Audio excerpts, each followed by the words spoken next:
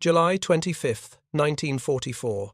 The hedgerow country of Normandy, France. Technical Sergeant Charles Kelly crouched in a ditch filled with muddy water, watching the massive silhouette of a German Panther tank materialize through the morning mist less than 200 yards away. In his hands, he clutched something that should not have existed, something that military regulations explicitly forbade, something that could see him court-martialed if his commanding officer discovered it before the Germans discovered him. The bottle felt warm in his grip, the mixture inside sloshing gently as he adjusted his position. Gasoline, motor oil, tar, and a secret ingredient he had learned from a French resistance fighter 3 days earlier. The concoction was far more devastating than the standard Molotov cocktails described in training manuals, burning hotter, sticking longer, and impossible to extinguish with the methods German tank crews were taught to use. What Kelly did not know in that moment was that his unauthorized modification of the standard incendiary device would help destroy 8 Panther tanks in less than 15 minutes, breaking a German counterattack that threatened to collapse the entire American breakthrough from the Normandy beachhead. This single action would help turn the tide of Operation Cobra, the massive offensive that would finally shatter German defenses in France and open the road to Paris. The journey to that moment began with a problem that plagued every American infantry unit fighting in the hedgerow country of Normandy. A problem written in the blood of soldiers who died facing German armor with weapons that could not penetrate it. The German Panther tank, designated Panzerkampfwagen V by the Wehrmacht, was one of the most formidable fighting vehicles of World War II, weighing 45 tons, mounting a 75mm high-velocity cannon and protected by sloped armor up to 4 inches thick on the frontal arc. The Panther was designed specifically to counter Soviet 34 tanks on the eastern front. When deployed against American forces in Normandy, the Panther proved devastatingly effective. Its main gun could penetrate the frontal armor of an American M4 Sherman tank at ranges exceeding 1 mile, while the Sherman's 75mm gun could only hope to penetrate the Panther's frontal armor at point-blank range, and even then, only with a perfect shot to specific weak points. American tank crews called the Panther a tank killer and dreaded encountering it in combat. But infantrymen feared the Panther even more. A tank supported by infantry was almost invulnerable to the weapons carried by a standard American rifle company. The bazooka, officially designated the M1A1 rocket launcher, firing a 2.36-inch rocket, could theoretically penetrate Panther armor, but only with a direct hit to the thinner side or rear plates. Frontal shots were useless, the rocket simply bouncing off or shattering against the sloped armor without penetrating. If you're enjoying this deep dive into the story, hit the subscribe button and let us know in the comments from where in the world you are watching from today.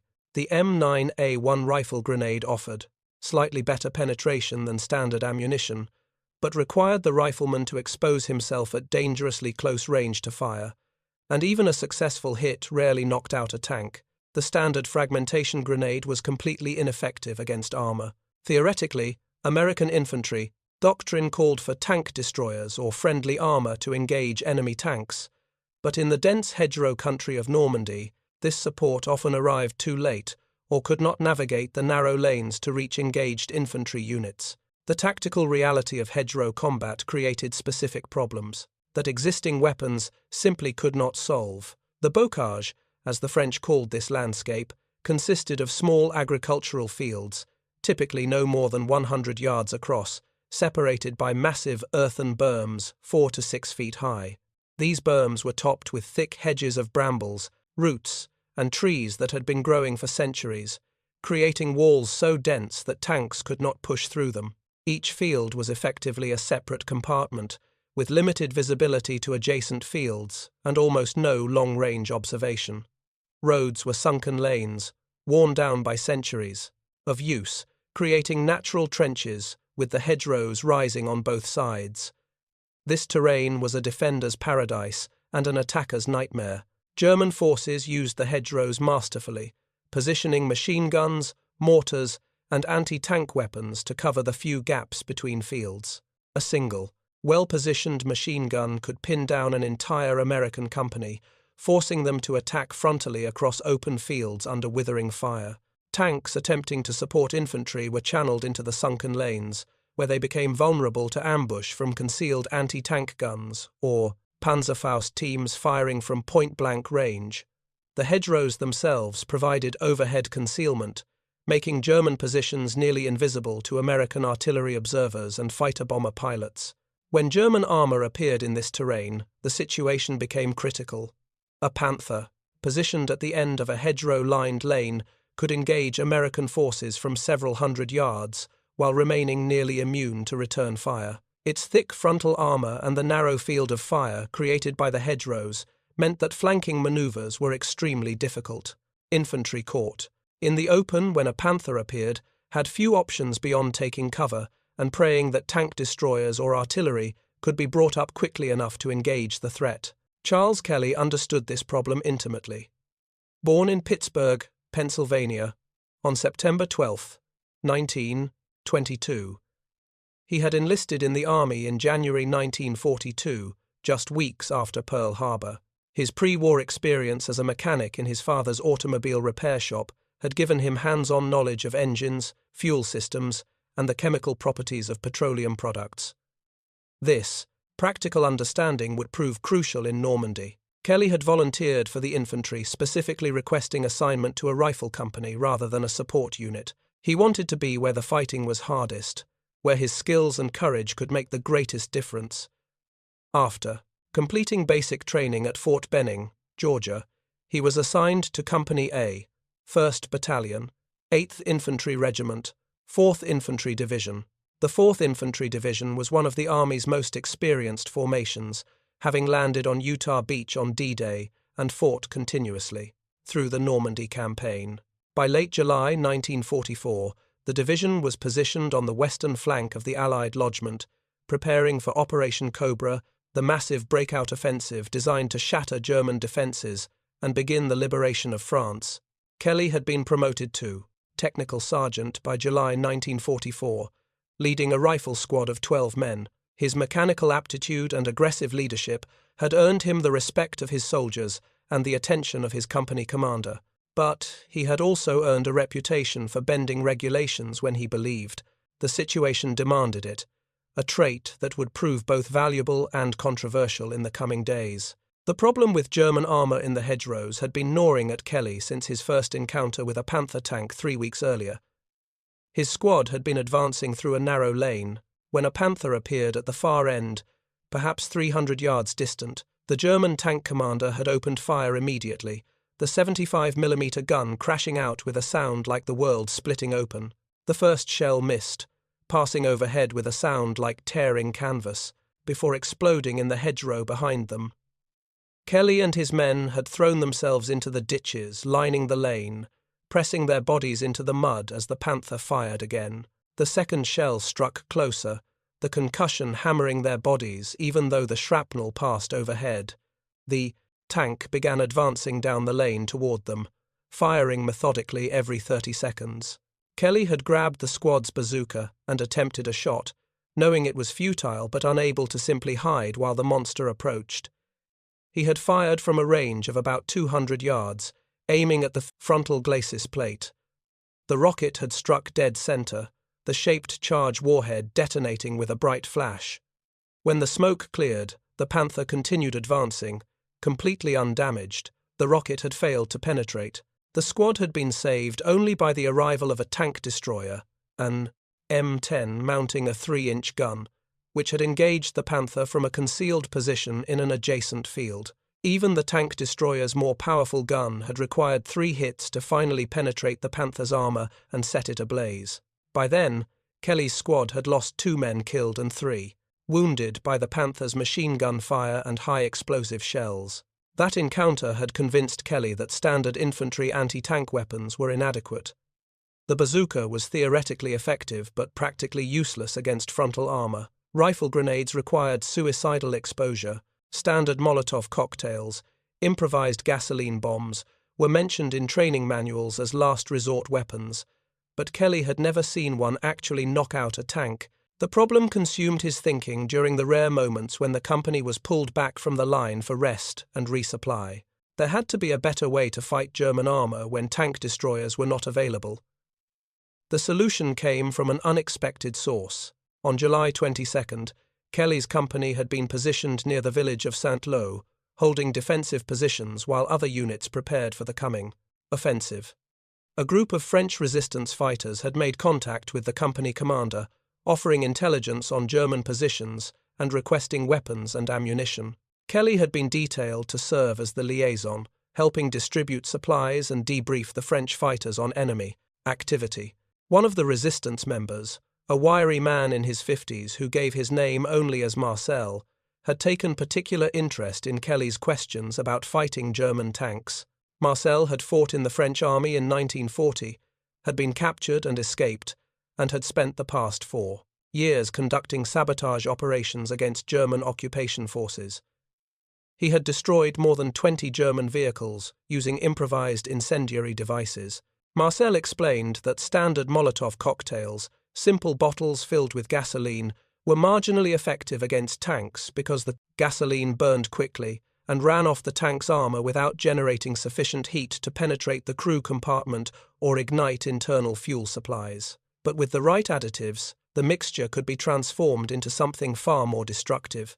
The key, Marcel explained, was creating a mixture that would stick to the tank's surface and burn at high enough temperature to cause catastrophic damage. Gasoline alone burned hot but briefly. Motor oil extended the burn time but reduced the temperature. The solution was to add a thickening agent that would make the mixture adhere to vertical surfaces, while adding chemicals that would increase the combustion temperature. Marcel's recipe called for a mixture of 2 parts gasoline, 1 part motor oil, and a half part of tar, heated together until the tar dissolved into the petroleum products. The resulting mixture had the tartar consistency of syrup and would cling to surfaces like napalm, burning at temperatures exceeding 1000 degrees Fahrenheit for several minutes. But Marcel's secret ingredient took the weapon to another level. He added a small amount of white phosphorus scavenged from smoke grenades. White phosphorus ignites spontaneously when exposed to oxygen and burns at nearly 3000 degrees Fahrenheit, hot enough to melt steel. When incorporated into the sticky petroleum mixture, it created an incendiary weapon that was almost impossible to extinguish. Water would not put it out. Sand would not smother it. Even rolling the tank to try to scrape off the burning mixture would simply spread the fire. Marcel demonstrated the effectiveness of his mixture by attacking a burned-out German half-track that had been abandoned near the American lines.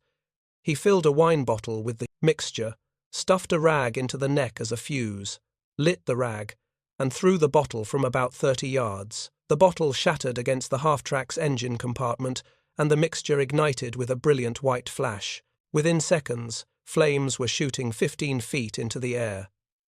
The fire burned so intensely that Kelly and the watching soldiers had to back away from the heat. The half-track's remaining fuel tank exploded after 2 minutes, sending a fireball rolling into the sky. The intense heat melted the vehicle's armor in several places, leaving glowing red pools of steel dripping onto the ground. The fire burned for more than 20 minutes before finally consuming all the fuel. Kelly was impressed but also troubled. Marcel's mixture was clearly far more effective than a standard Molotov cocktail, but it was also far more dangerous to manufacture and handle.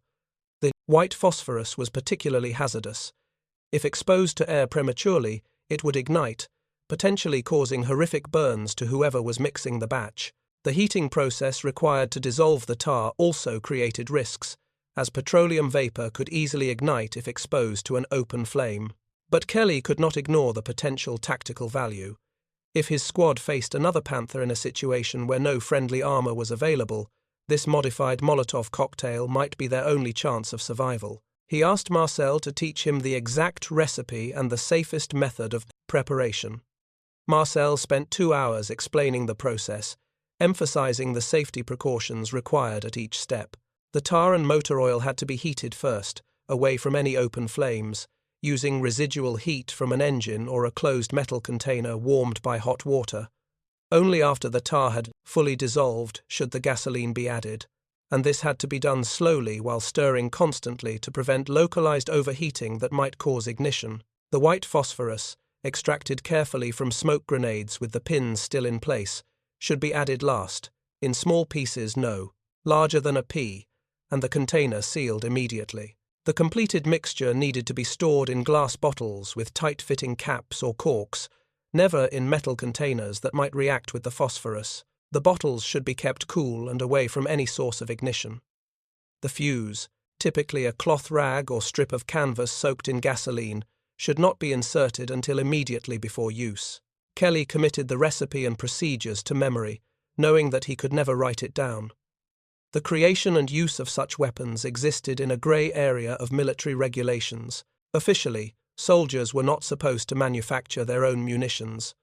Unofficially, field modifications and improvised weapons were common, especially when standard equipment proved inadequate. But the white phosphorus component crossed a line. White phosphorus weapons were controversial, condemned by some as inhumane because of the horrific burns they caused. While American forces used white phosphorus in smoke grenades and artillery shells, the deliberate manufacture of anti-personnel incendiary weapons using white phosphorus might be considered a violation of the laws of war. Kelly would need to be careful about how and when he used this weapon. Over the next 3 days, Kelly quietly manufactured 6 bottles of the modified incendiary mixture. He worked in the ruins of a barn near the company's rest area, using a metal drum heated with water from the company field kitchen. He salvaged motor oil from damaged vehicles, obtained gasoline from the company supply sergeant by claiming he needed it for cleaning weapons, and located tar from a French farmer who used it for roof repairs. The white phosphorus was the most difficult component to acquire. Smoke, grenades were tightly controlled, issued only for specific missions and accounted for after use. Kelly solved this problem by volunteering his squad for every patrol and reconnaissance mission that might justify carrying smoke grenades. Over 3 days, he accumulated 4 grenades, claiming to his platoon leader that 2 had been expended during contact with German patrols, when in fact, he had carefully extracted the white phosphorus from them. The extraction process was nerve-wracking. Each M15 white phosphorus grenade contained approximately 15 ounces of white phosphorus soaked in water inside a sealed container. As long as the phosphorus remained submerged, it was inert. Kelly had to carefully remove the filler cap, pour off some of the water, and extract pieces of phosphorus using long tweezers, immediately dropping each piece into his petroleum mixture before it could dry and ignite. He worked slowly and carefully, his hands trembling slightly despite his concentration. A single mistake could result in severe burns or start a fire that would consume the entire barn and potentially kill him. After 2 hours of painstaking work, he had successfully incorporated enough white phosphorus into his 6 bottles to make them devastatingly effective. The bottles themselves were wine bottles scavenged from destroyed French homes. Kelly wrapped each bottle in canvas to protect it from breaking accidentally and stored them in a wooden crate lined with straw for cushioning. He briefed his squad on the weapons, explaining their capabilities without revealing the exact composition. His men understood that these were not standard Molotov cocktails, that they needed to be handled with extreme care, and that they should only be used against armored vehicles as a weapon of last resort. Private First Class Robert Hawkins, the squad's bazooka gunner, asked the obvious question. "Sergeant, are we allowed to use these things? I mean, is this authorized?" Kelly had considered his answer carefully. "The Army gives us bazookas, rifle grenades, and demolition charges for fighting tanks. When those don't work, we're authorized to use anything that will accomplish the mission. These bottles are just improved versions of the Molotov cocktails described in the training manual. As long as we only use them against enemy vehicles, not personnel, we're within the rules of war." It was a rationalization, and everyone in the squad knew it, but no one argued. They had all seen what German tanks could do to infantry caught in the open. If these modified firebombs gave them a fighting chance against a Panther, they were willing to use them and deal with any consequences later. On July 25th, Operation Cobra began. The offensive was preceded by a massive aerial bombardment as nearly 1,500 American heavy bombers dropped more than 3,000 tons of high explosives on German positions in a rectangular area south of the Saint-Lô-Périeuse road. The bombardment was intended to pulverize German defenses, destroying fortifications and demoralizing defenders. clearing the way for American ground forces to break through. But the bombardment went catastrophically wrong. Some bombers dropped their loads short, hitting American positions and causing hundreds of friendly casualties. Lieutenant General Leslie McNair, the highest-ranking American officer killed in the European theater, died in the bombing. The disaster shook American confidence and delayed the ground attack by several hours. When American infantry finally advanced, they discovered that the bombardment, despite its awesome scale, had not destroyed German defenses as thoroughly as hoped. Many German soldiers had survived in deep bunkers and foxholes. German tanks and anti-tank guns had been pulled back before the bombing and remained operational. The advance quickly bogged down in fierce fighting as German defenders recovered from the shock and mounted determined resistance. Kelly's company attacked through a sector designated on maps as Zone 3, advancing south from the Saint-Lô-Perriers road toward the village of Marigny. The objective was to seize a crossroads that would open routes for American armor to exploit the anticipated breakthrough. But the company immediately ran into trouble. German machine guns opened fire from concealed positions in the hedgerows. Mortar fire began falling with deadly accuracy. The advance slowed to a crawl as squads maneuvered from hedgerow to hedgerow, suppressing German positions long enough for other squads to advance. By mid-morning, the company had advanced less than 500 yards and suffered 15 casualties. Then, the situation deteriorated dramatically. 8 German Panther tanks appeared from the direction of Marigny, forming a counterattack force supported by approximately 2 companies of infantry. The Panthers advanced in a staggered formation, using the hedgerows for cover, firing high explosive shells at any visible American position. The German infantry followed behind the tanks, using them as mobile fortifications, advancing when the tanks advanced, taking cover when the tanks paused to fire. It was a classic combined arms attack, coordinated and professional, the kind of operation the Wehrmacht still executed with devastating effectiveness, despite years of losses. Kelly's company found itself in a desperate situation. They were deployed across 3 adjacent fields, with limited cover and no friendly armor in immediate support. The company commander radioed for tank destroyer support, but was informed that all available tank destroyers were committed to other sectors. Artillery support was requested, but would take time to coordinate. The company was on its own, facing 8 Panther tanks and at least 200 German infantry.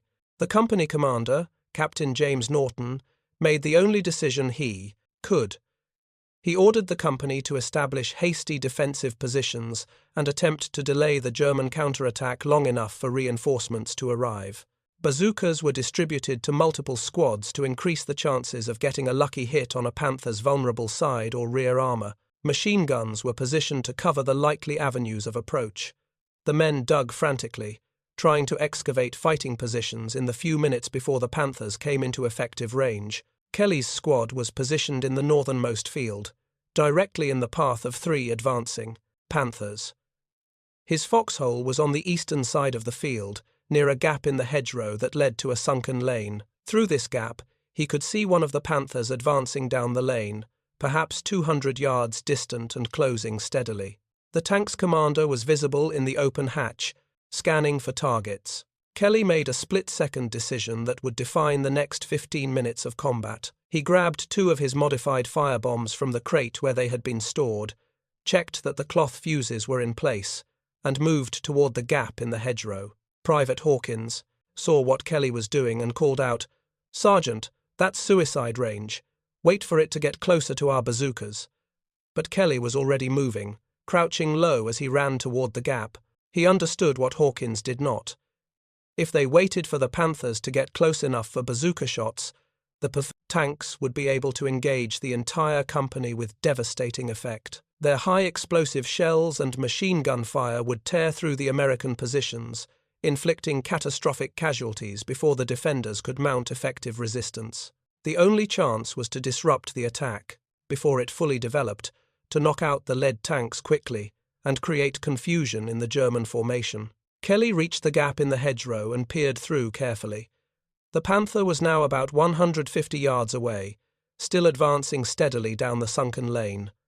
The tank commander, remained exposed, probably feeling secure because his frontal armor was impervious to anything the Americans could throw at him at this range. Kelly pulled out his Zippo lighter, the one his father had given him before he left for the war, and lit the cloth fuse on the first bottle. The fuse caught immediately, burning with an intense flame as the gasoline-soaked cloth ignited. Kelly waited 3 seconds for the flame to fully establish, then stood upright in the gap and threw the bottle with all his strength toward the approaching panther.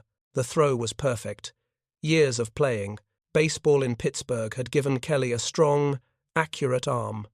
The bottle arced through the air, spinning slightly, the burning fuse leaving a trail of smoke. It struck the panther's frontal glacis plate, right below the main gun, and shattered. For a fraction of a second, nothing seemed to happen. Then the mixture ignited with a brilliant white flash as the white phosphorus met oxygen. Flames erupted across the front of the tank, the sticky petroleum mixture clinging to the armor and burning with incredible intensity. The tank commander disappeared into his hatch, slamming it shut, as flames washed over the turret. The Panther continued forward for several seconds, apparently undamaged, and Kelly's heart sank. Had his modified mixture failed? Then the tank shuddered to a halt. Smoke began pouring from the engine deck at the rear. The flames spreading across the frontal armor were generating so much heat that the steel was visibly glowing red. The driver's vision blocks, thick glass prisms designed to allow the driver to see while remaining protected, shattered from the extreme temperature. Blind and filling with smoke, the Panther was effectively disabled. Kelly could hear muffled shouting from inside the tank as the crew realized their vehicle was on fire. The intensity of the blaze made escape impossible. Opening any hatch would allow the flames to pour directly into the crew compartment. The crew was trapped. Kelly did not wait to observe the results. Further, the other 2 Panthers in his sector had seen what happened to the lead tank and were maneuvering for better firing positions. He lit the fuse on his second bottle and sprinted across the field toward a position that would give him a shot at the second Panther, which was attempting to push through a hedgerow about 70 yards to his left. The Panther's driver was trying to force the 45-ton tank through the earthen berm and thick hedge, the engine roaring at maximum power as the treads tore at the obstacle. This was the vulnerable moment Kelly needed. The tank was stationary. The crew's attention focused on the difficult task of breaking through the hedgerow. Kelly approached to within 40 yards, close enough that he could hear the German crewmen shouting to each other over the engine noise. He threw the second bottle with the same practiced motion. It struck the Panther's engine deck at the rear of the tank, where the armor was thinnest and the engine compartment vents provided direct access to the power plant. The bottle shattered and the mixture ignited instantly. Flames poured through the engine deck vents directly into the engine compartment, where fuel lines, electrical wiring, and hydraulic fluid created a perfect environment for catastrophic fire. The effect was immediate and devastating. The engine stuttered and died as flames consumed the fuel lines. Black smoke began pouring from every opening in the rear of the tank. Kelly could hear screaming from inside as the crew realized their tank was burning. The commander's hatch flew open, and a German tanker emerged, his uniform already smoking. He threw himself from the turret and rolled on the ground, trying to extinguish flames that had not yet caught but would within seconds. As the burning mixture dripped from the tank's hull onto him, 2 more crew members emerged from the other hatches, also attempting to escape the inferno. Kelly raised his M1 carbine and fired several aimed shots, not at the fleeing tankers, but at the base of the hedgerow near them, forcing them to surrender rather than reach cover where they might regroup and rejoin the fight. The German crewmen raised their hands immediately, their fight over, their massive tank reduced to a blazing wreck in less than 30 seconds. The third Panther, in Kelly's immediate sector, had witnessed the cozened destruction of the first 2 tanks and attempted to retreat, backing down the sunken lane to find cover. But Kelly was out of his modified firebombs. He had used both bottles and had no way to engage the retreating tank effectively. He watched in frustration as the Panther reversed out of sight, its commander clearly deciding that discretion was the better part of valor given what had just happened to his unit mates. But elsewhere across the battlefield, the modified firebombs were proving equally devastating. Private Hawkins, inspired by Kelly's example, had retrieved one of the remaining 4 bottles from their storage crate and engaged a Panther that was advancing toward the center of the company's defensive line.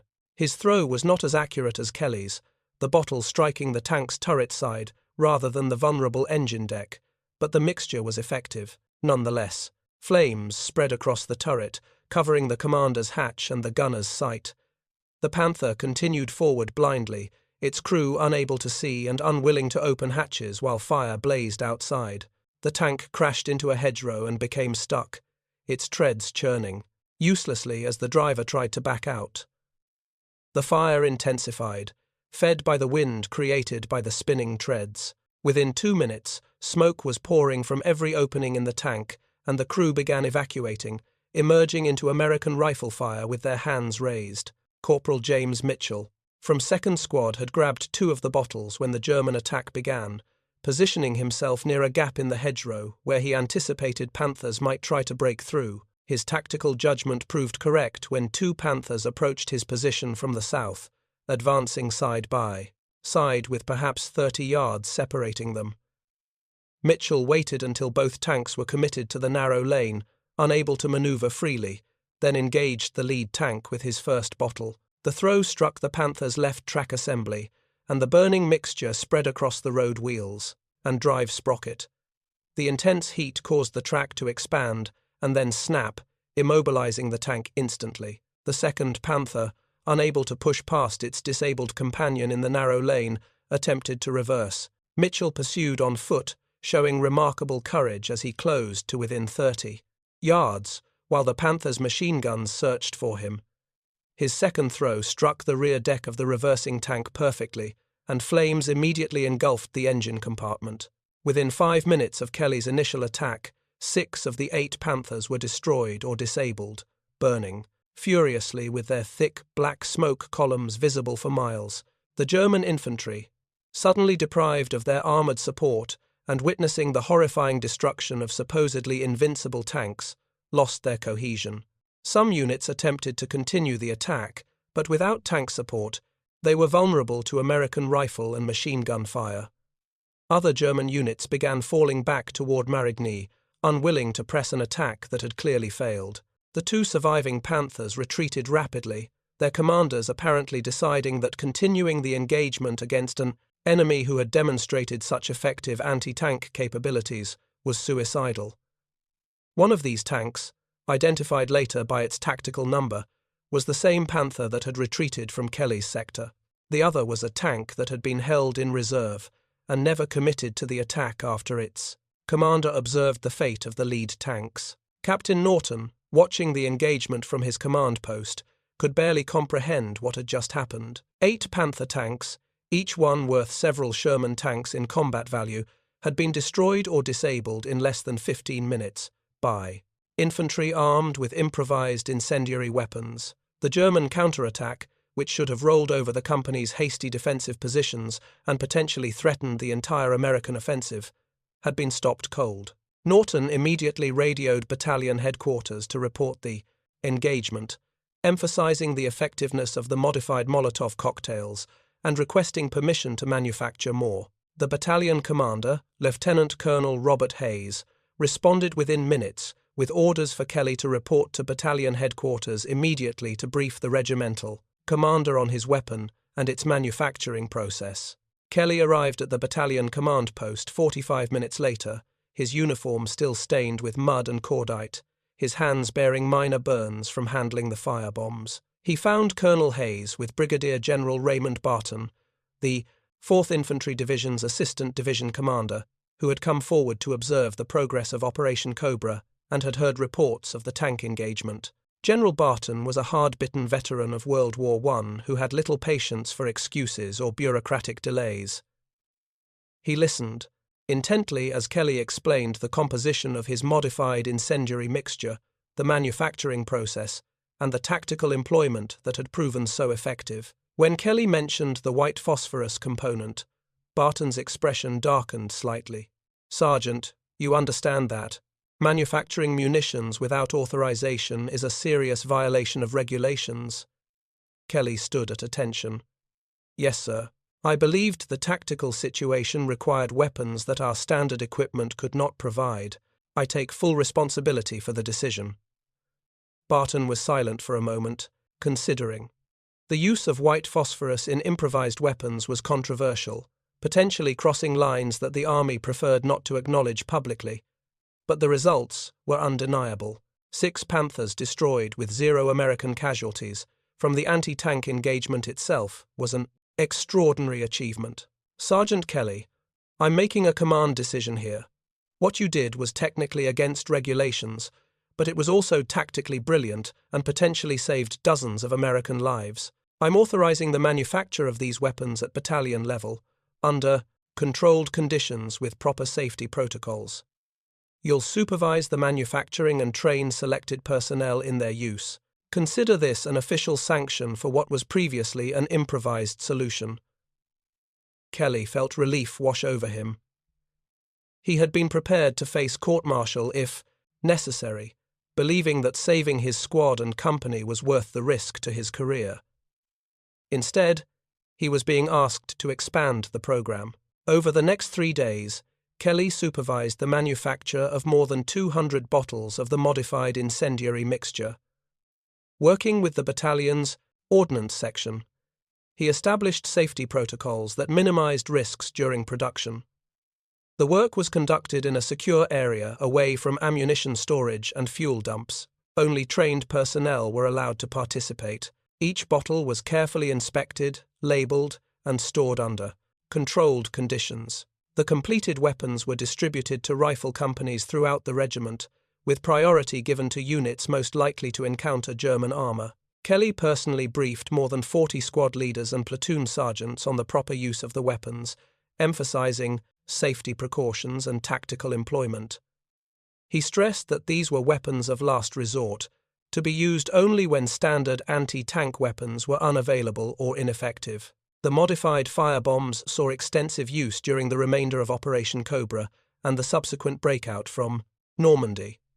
American after-action reports document at least 40 German tanks destroyed or disabled by these weapons between late July and early September 1944. The weapons proved particularly effective in the hedgerow country where their short range was less of a disadvantage, where German tanks were frequently caught in confined spaces with limited maneuverability. German tankers developed a healthy respect for American infantry after encountering these weapons. Prisoners of war interrogated after the Normandy campaign frequently mentioned their fear of the American fire weapons that could not be extinguished. Some German tank commanders became noticeably more cautious about operating without infantry support, slowing their tactical response times and reducing their effectiveness. The psychological impact of the weapons exceeded their physical destruction. But the program was not without controversy. In early August, an incident occurred that brought unwanted attention to Kelly's innovation. A bottle of the mixture being transported to a forward unit broke during handling, and the white phosphorus ignited when exposed to air. The resulting fire caused severe burns to 2 soldiers and destroyed a supply truck. An investigation was launched to determine who had authorized the manufacture of such dangerous weapons. Kelly was called to division headquarters to explain the program to the division commander, Major General Raymond Barton, who was also the general who had initially authorized the expanded manufacturing. Barton listened to Kelly's explanation and reviewed the after-action reports documenting the weapon's effectiveness. He also reviewed the safety incident and the injuries that had resulted. If you find this story engaging, please take a moment to subscribe and enable notifications. It helps us continue producing in-depth content like this. Barton made a nuanced decision that reflected both the military value of the weapons and the legitimate safety concerns they raised. He authorized continued manufacture and use of the modified firebombs, but imposed stricter controls on their production, storage, and distribution. All manufacturing had to be conducted by trained ordnance personnel under officer supervision. The weapons could only be issued for specific operations and had to be returned to controlled storage afterward. Detailed records had to be maintained of every bottle manufactured and distributed. These controls reduced the number of weapons available, but also reduced the risk of accidents. The program continued, though on a smaller scale, for the remainder of the war in Europe. By the time Germany surrendered in May 1945, American forces had manufactured and employed an estimated 800 modified incendiary devices based on Kelly's formula, destroying more than 150 German armored vehicles. The tactical significance of Kelly's innovation extended beyond simple statistics. The modified firebombs gave American infantry a reliable means of fighting German armor in situations where standard anti-tank weapons were inadequate. This capability reduced infantry casualties by allowing soldiers to engage tanks at short range with a reasonable chance of success, rather than being forced to flee or be overrun. The weapons also had strategic implications for German tank doctrine. German armor commanders, aware that American infantry possessed effective short-range anti-tank weapons, became more cautious about operating in close terrain without infantry support. This caution reduced the tactical flexibility of German armored formations and contributed to the overall degradation of Wehrmacht combat effectiveness during the final year of the war. But perhaps the most significant aspect of Kelly's achievement was what it represented about American military culture. The United States Army in World War II, despite its massive size and bureaucratic complexity, maintained space for individual initiative and innovation. Soldiers like Kelly, who identified problems and developed solutions, were generally supported, rather than punished, even when their innovations bent or broke regulations. This culture of initiative stood in contrast to the German military, which, despite its reputation for tactical excellence, had become increasingly rigid and doctrinaire. By 1944, German soldiers who attempted similar innovations often faced severe disciplinary action for deviating from approved procedures. The result was that American forces consistently demonstrated greater adaptability and tactical creativity than their German opponents. The British Army, America's closest ally, took note of Kelly's innovation and conducted their own experiments with modified incendiary weapons. However, British military doctrine placed greater emphasis on standardized weapons and centralized control of munitions manufacture. The British produced small quantities of similar weapons for use by commando units, but never adopted them for general infantry use. This reflected different institutional cultures, with the British preferring standardization over improvisation. Kelly's personal recognition came in several forms. He was awarded the Silver Star for his actions on July 25, with the citation specifically mentioning his destruction of 2 Panther tanks and his leadership during the German counterattack. He was promoted to staff sergeant and later to platoon sergeant. When his company commander wrote his evaluation report, Norton noted that Kelly demonstrated exceptional tactical judgment and personal courage, combined with technical innovation that significantly enhanced the combat effectiveness of his unit. But Kelly never sought fame or recognition for his innovation. In interviews conducted decades after the war, he consistently deflected credit to the French resistance fighter Marcel, who had taught him the basic formula, and to the soldiers of his company who had employed the weapons with such effectiveness. Kelly maintained that he had simply adapted an existing weapon to meet a specific tactical need, nothing more. This humility was characteristic of Kelly's generation of combat soldiers. They had done what needed to be done, without expectation of reward or recognition, motivated by duty and by loyalty to their fellow soldiers. The question of whether what they had done was heroic or innovative rarely occurred to them. Problem, found a solution, and moved on to the next challenge. The modified firebombs gradually disappeared from use after the war ended. As American forces demobilized and returned home, the weapons were destroyed or simply abandoned. No official technical manual was ever written describing their manufacture or use. The institutional army, uncomfortable with weapons that existed outside official procurement channels, made no effort to preserve or systematize Kelly's innovation. By 1950, when the Korean War began and American forces again faced enemy armor, Kelly's modified firebombs had been largely forgotten. New soldiers facing 34 tanks had to rediscover improvised anti-tank tactics, often with less effective results. The institutional memory that might have preserved Kelly's innovation had been lost in the demobilization that followed World War II. Charles Kelly left the Army in 1946 with the rank of Staff Sergeant. He returned to Pittsburgh and resumed work as an automobile mechanic, eventually opening his own repair shop. He married, raised 3 children, and lived a quiet civilian life that gave little indication of his wartime service. Only occasionally, when veterans gathered or when military historians tracked him down for interviews, would Kelly discuss his war experiences. In these rare discussions, Kelly was matter-of-fact about what he had accomplished. The modified firebombs had been a practical solution to a tactical problem. They had worked well enough to save American lives. That was all that mattered to him. The technical details, the controversy over white phosphorus, the question of whether he had violated regulations, these things seemed trivial in retrospect, compared to the simple fact that his innovation had helped defeat German armor when standard weapons were inadequate. Kelly died in 1993 at the age of 71, survived by his children and grandchildren. His obituary in the Pittsburgh Post-Gazette mentioned his World War II service and his Silver Star, but made no reference to the modified firebombs or his tactical innovation.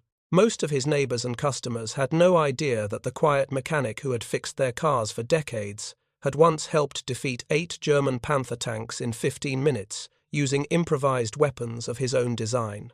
The broader story of improvised anti-tank weapons in World War II extends far beyond Kelly's individual achievement. Throughout the war, soldiers on all sides developed field-expedient methods for fighting enemy armor.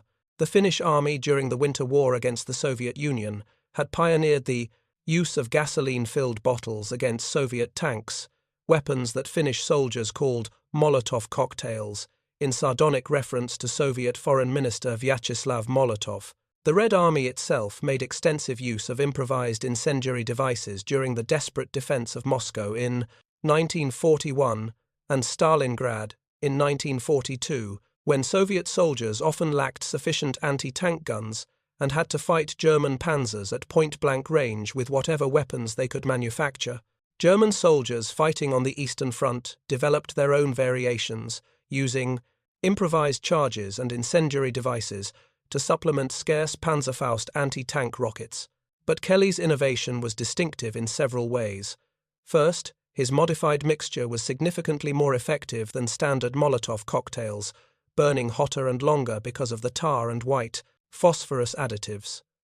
Second, he developed and documented a manufacturing process that could be replicated safely by other units, transforming an individual improvisation into a systematic capability. Third, he successfully navigated the military bureaucracy to gain official sanction for weapons that technically violated regulations, demonstrating political skill alongside tactical creativity. The ethical questions surrounding Kelly's weapons remain complex even 80 years after their use. White phosphorus is a controversial substance in military applications.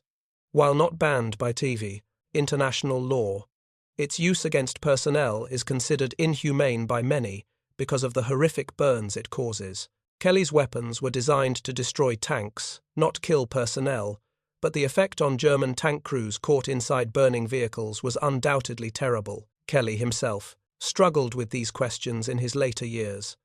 In a 1989 interview, he acknowledged that the deaths he had caused, while militarily necessary, were not something he took pride in. Those German tankers were somebody's sons, somebody's husbands, just like us. I did what I had to do to protect my men and accomplish the mission. But I've never forgotten that there were human beings inside those tanks, and they died terrible deaths. This moral awareness, the recognition that military necessity does not erase moral complexity, was another mark of Kelly's character. The tactical lessons of Kelly's innovation remain relevant for modern military forces. Contemporary armies face similar challenges when standard weapons prove inadequate against unexpected threats. The ability to adapt quickly, to develop field-expedient solutions, and to disseminate effective innovations across a large organization remains critical to military effectiveness. Kelly's story illustrates how junior leaders, empowered to solve problems creatively, can have strategic impact through tactical initiative.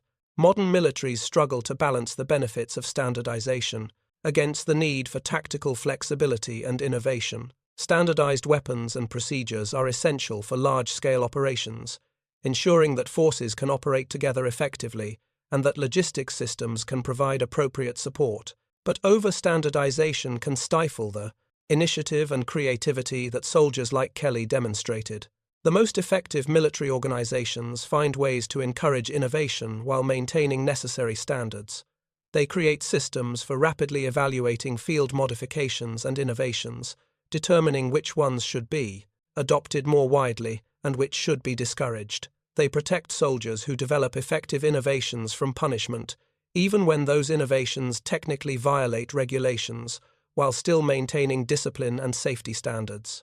The United States military has made conscious efforts, in recent decades, to institutionalize the kind of innovation Kelly represented. Programs like the Army's Rapid Equipping Force and the Marine Corps' Warfighting Laboratory are designed to identify and field innovative solutions to tactical problems quickly, often in weeks or months, rather than the years required by traditional acquisition processes. These organizations would likely have recognized the value of Kelly's innovation immediately and worked to refine and distribute it systematically. But institutional programs cannot replace individual initiative. Kelly's innovation was born from direct combat experience, from personally facing Panther tanks with inadequate weapons, from understanding viscerally that American soldiers were dying because of an equipment gap that needed to be filled. No formal requirements process could have generated that same sense of urgency or that same creative solution. The combination of personal experience, technical knowledge, tactical insight, and moral courage that Kelly demonstrated cannot be institutionalized through programs or processes. The story of Kelly's modified firebombs intersects with the broader narrative of Operation Cobra and the American breakout from Normandy. The operation, despite the tragic friendly fire incidents during the opening bombardment, achieved its strategic objectives. American armored divisions exploited the breakthrough, racing across France and liberating Paris by late August 1944. The German army in the West, already weakened by years of attrition, collapsed under the weight of the American offensive. Kelly's tactical innovation contributed to this strategic success in ways that are difficult to quantify but nonetheless real. Every German tank destroyed by his modified fire bombs was one less obstacle to American advances. Every German counterattack disrupted by effective infantry anti-tank weapons was one less threat to American momentum. The cumulative effect of hundreds of small tactical actions, each involving individual soldiers making decisions and taking risks, shaped the outcome of the campaign.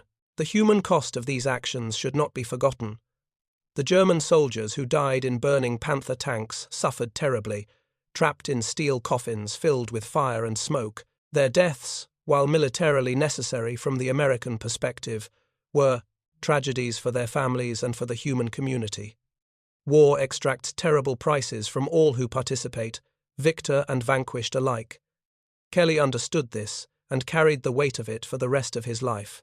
The legacy of that July morning in 1944 endures not in official records or technical manuals, but in the survival of American soldiers who came home because one sergeant refused to accept that inadequate weapons meant inevitable death.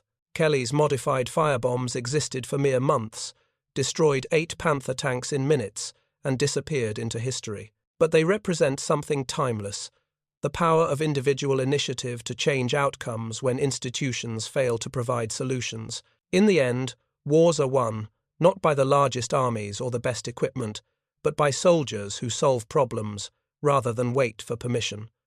Thank you for watching.